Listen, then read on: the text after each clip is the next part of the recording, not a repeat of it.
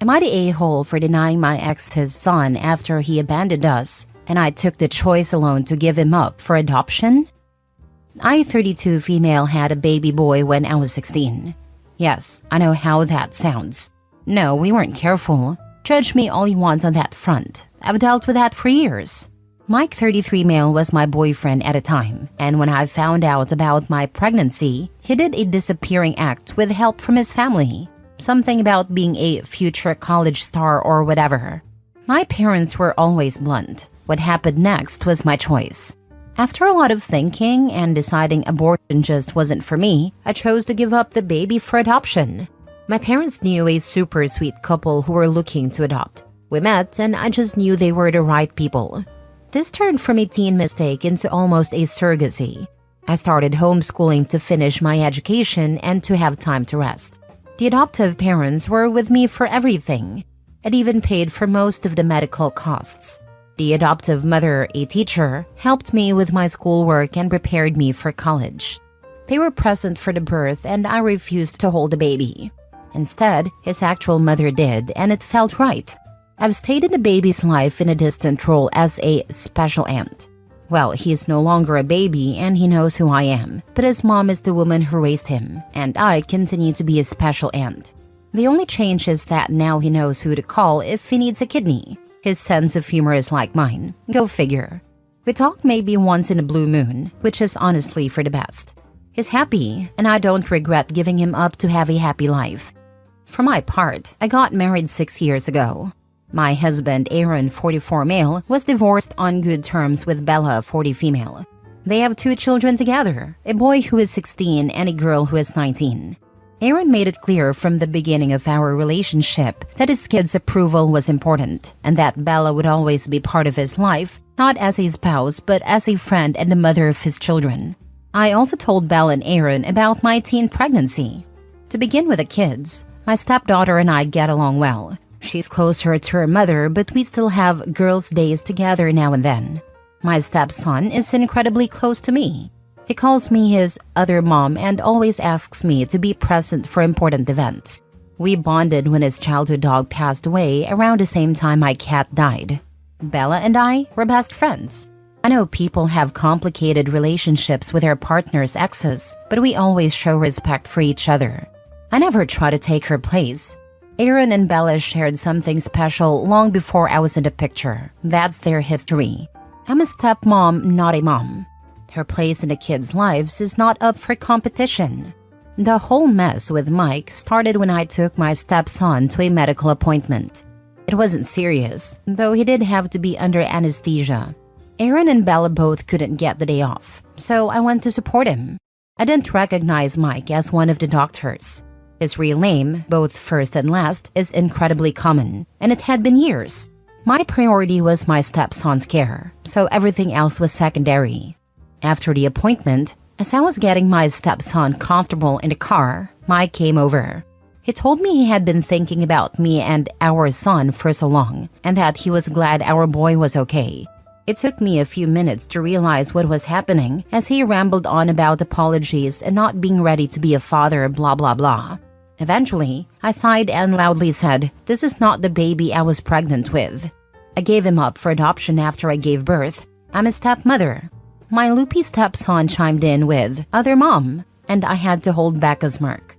Mike was stunned, which gave me time to explain. I told him I gave up the baby. The child knows what happened. I'm happily married with stepchildren and I don't want him in my life. I also made it clear I wouldn't give him contact information for the adoptive family. He's 16 years too late. I left it at that and drove my stepson home to rest. Since then, Mike has found me on social media and has been painting a sob story about me denying him a chance to be a father. He claims I threw away my child to raise someone else's. According to him, I'm basically the she-devil. Most of our former classmates reminded him that he left me. Some of his high school friends even pointed out he laughed about leaving me pregnant. I hadn't known that part. A few of Mike's relatives have reached out to bash me for taking away his chance to be a father, calling me a poor Christian. I'm not Christian, I'm Jewish. A couple of friends said it was a bit move to give the baby up without telling Mike. Personally, I don't think I was in the wrong, but I'll leave the judgment to the internet masses. So Reddit, am I the a-hole? Now for the top comment. When he abandoned you and his son, he made a choice to not be a part of either of your lives. You didn't deny him anything. He did it to himself. The decision of adoption was yours, and you did what you thought was right. That's perfectly normal. Not the a-hole. Not to mention, if Mike really did think about the kid often and wonder if he was okay and whatever other nonsense he spouted in OP, then why didn't he contact her earlier? He clearly knew how, since he found her on social media quickly. This just smacks of BS. Not the a-hole by a mile. These people are freaking psycho. Block, block, block. Your bio kid might decide for himself to try and find his bio dad one day, but it's your job to defend his privacy until then. And make sure his decision is informed. That is, he knows that his bio dad is a complete ass. I told him everything when his parents decided it was time to tell him who I was really. I didn't make Mike into a villain, just said he left her after I told him I was pregnant and never reached out.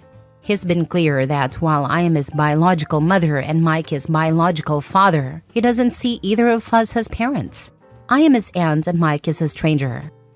I hope Mike never finds him. If he does, make sure your nephew gets more details about Mike's actions, so he doesn't give him a chance at all. Not the a-hole. Hi, therapist here. Seems like it was the right decision for everyone involved. Especially Mike, who clearly shouldn't be anywhere near children given his full lack of impulse control and empathy. Next story. Am I the a-hole for refusing to help my ex-wife financially after she cheated on me? I, 35 male, was married to my ex-wife, 34 female, for 10 years. We built a life together and I thought we were happy until I discovered she was having an affair. It shattered me and the divorce process was grueling. I had to start over from scratch, emotionally and financially. Despite everything, I remained committed to supporting our 2 children. I provide generous child support and ensure they have everything they need. Recently, my ex reached out to me, saying she's in a tight spot financially and asked if I could lend her some money to cover her expenses. I declined, explaining that my responsibility is to our children, not to her. She argued that helping her would ultimately benefit the kids, but I stood firm. I've already endured enough pain and can't see myself extending help to someone who betrayed my trust so deeply. Now, she's turned some of our mutual friends against me, claiming I'm being vindictive and punishing her through financial means.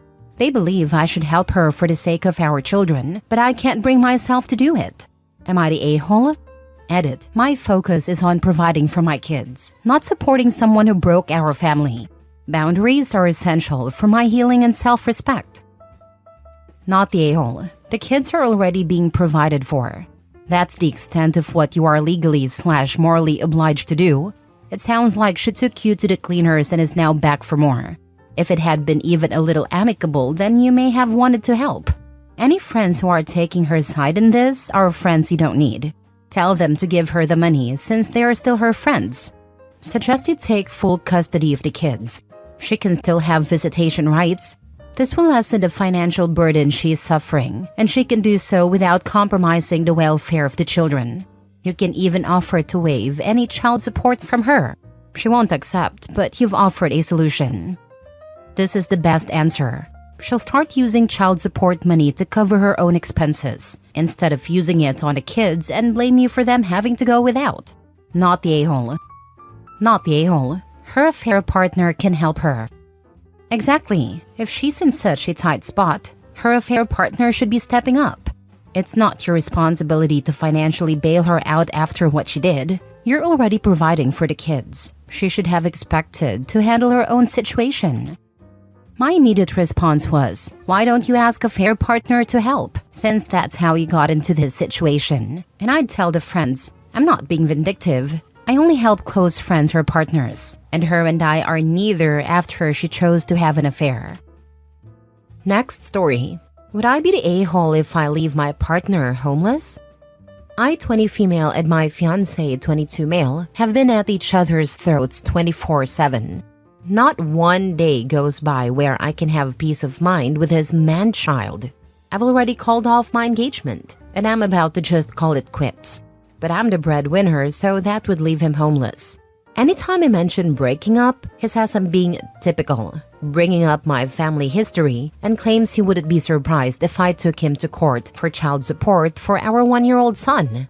A little backstory leading to now. I am the one who cooks, cleans, works, makes appointments, and find babysitters.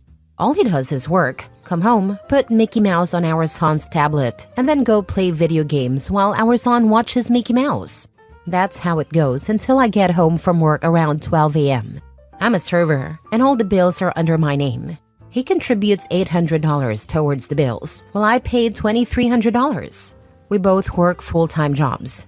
Anytime I complain to him about not putting in the effort, he says, "I will change. I'm sorry, I'll do better," but he never does. I'm at my breaking point. For example, after I did the laundry and handed him bags of neatly folded clean clothes, he told me to be patient and that he would put them away. It's been 1.5 weeks and they're still in the corner of the room, now with dirty clothes piled on top of them.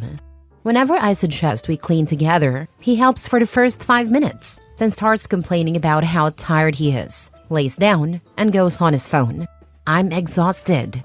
All I do is try to make this man happy, even if it means my mental health is at an all-time low. I'm currently dealing with a lot of health issues and can't seem to find the energy to even take care of myself. I even let his family stay with us rent-free if it meant making him happy, but I feel like I'm doing everything wrong. I just want to throw it all away. I'm exhausted. If I leave him, he would be homeless because I'm the only one who can afford a place we live in. He says he would rather be homeless than move in with his family again. I just can't handle it anymore. Would I be the a-hole if I leave my fiancé? Edit. For everyone wondering how I lasted so long with him, I occasionally get comments like, "I'll off myself," or "You're a whore like your family," whenever I bring up leaving. It makes me think about how I don't want my son to grow up saying he doesn't have a dad. My child's father and I have been together since we were kids. We grew up together.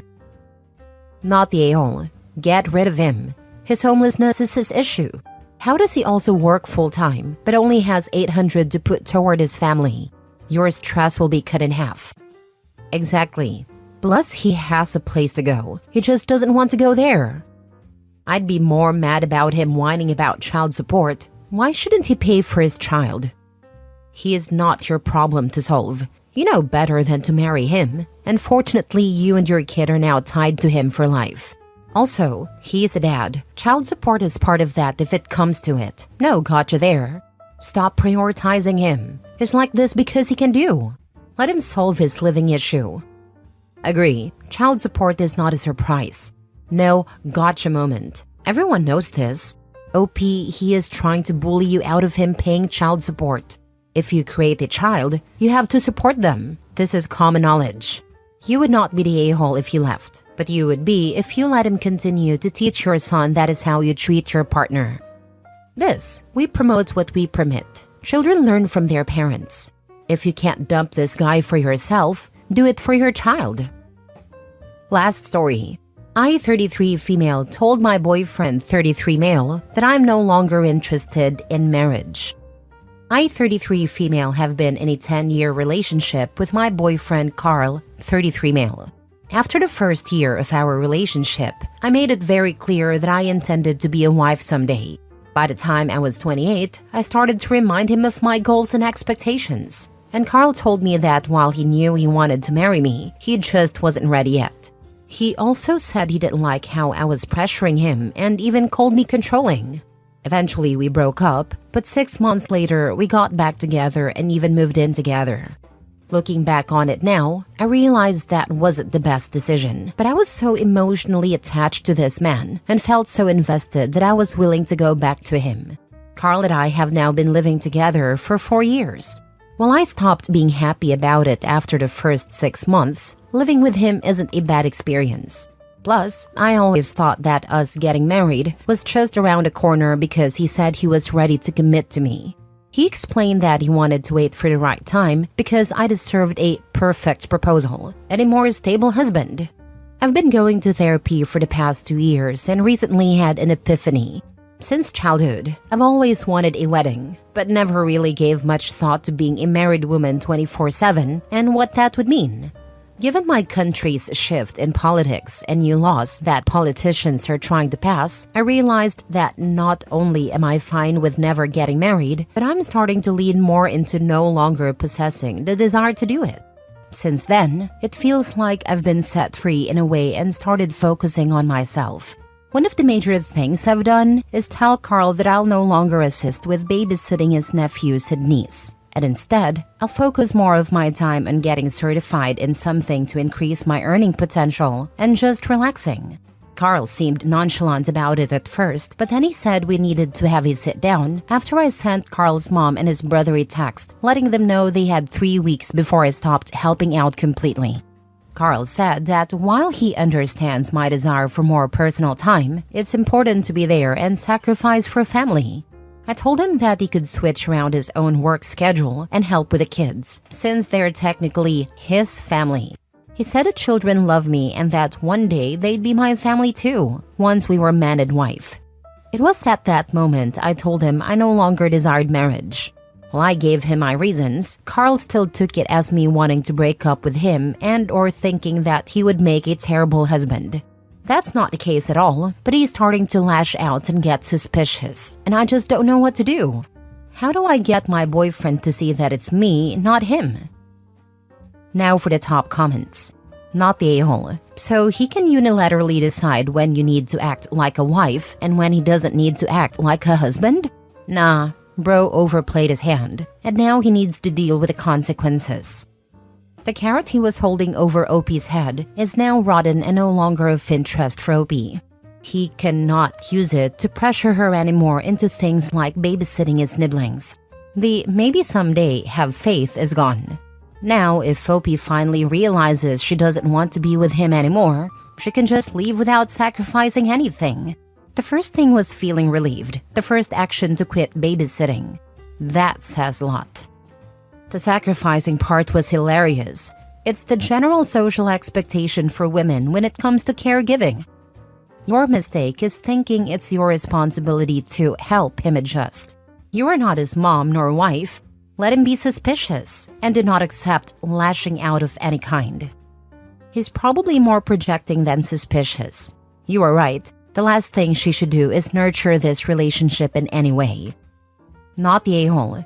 You just took away his leverage. How dare you? How else is he supposed to keep you in check if he can't hold the distant hope of marriage over your head?